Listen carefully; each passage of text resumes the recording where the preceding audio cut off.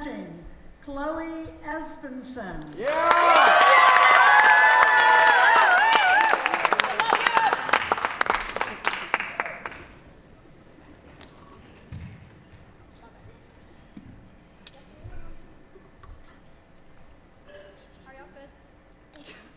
Hi everybody, I'm Chloe Esbensen from Christian Life Church in Columbia, South Carolina, and I'll be performing Calm from Ordinary Days.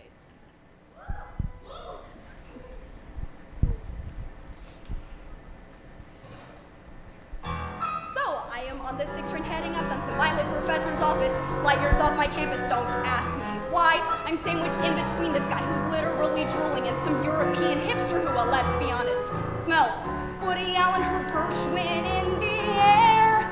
When he thought Manhattan, but I'm not so impressed. I hear like Philip Glass at best. I wish I could take a second to get calm,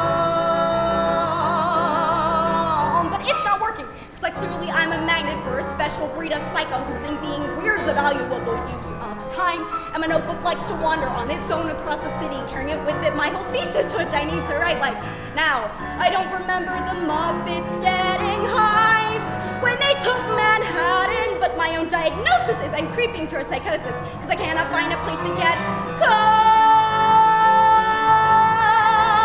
It's really hard, you know, I tried to take up yoga, but you'd be surprised how many folks don't think deodorant is zen. I even saw a life coach who told me I should breathe, just breathe. But every time I took in a breath, I visualized that life coach's death. She's having brunch at Cafe Pierre, and she's choking and choking and choking and choking, till finally she's calm.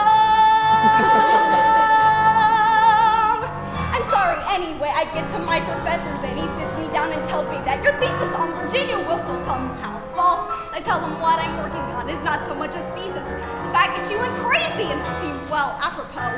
My professor just tosses back his head at a dry Manhattan.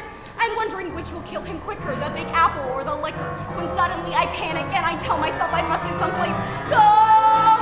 I up and run toward Penn Station like I'd swear my head was ready to blow. I hop a train to Jersey just as fast as any person can go.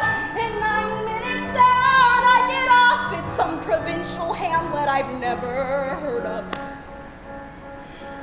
There's a real estate office right on the block. I can afford a 2-bedroom. I go into shock. I think, what the heck? I write a check, cause there's sunlights and closets and laundry, but mostly it's calm.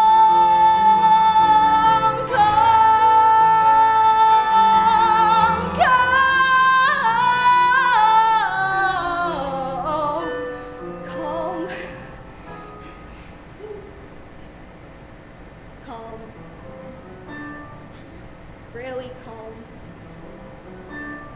Strangely calm.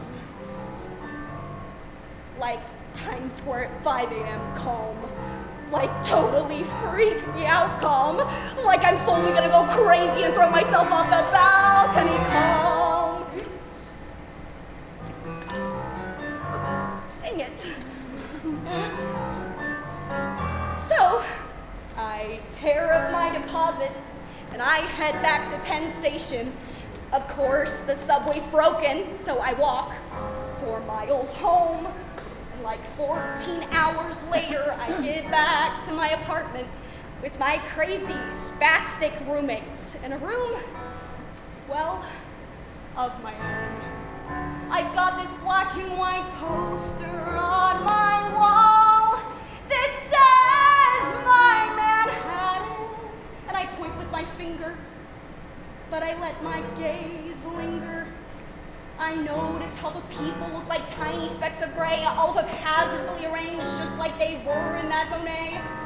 And suddenly I'm struck by this bizarre revelation that, like Warren's whacked out theory, might deserve some exploration. I sit on my bed and realize I'm finally calm!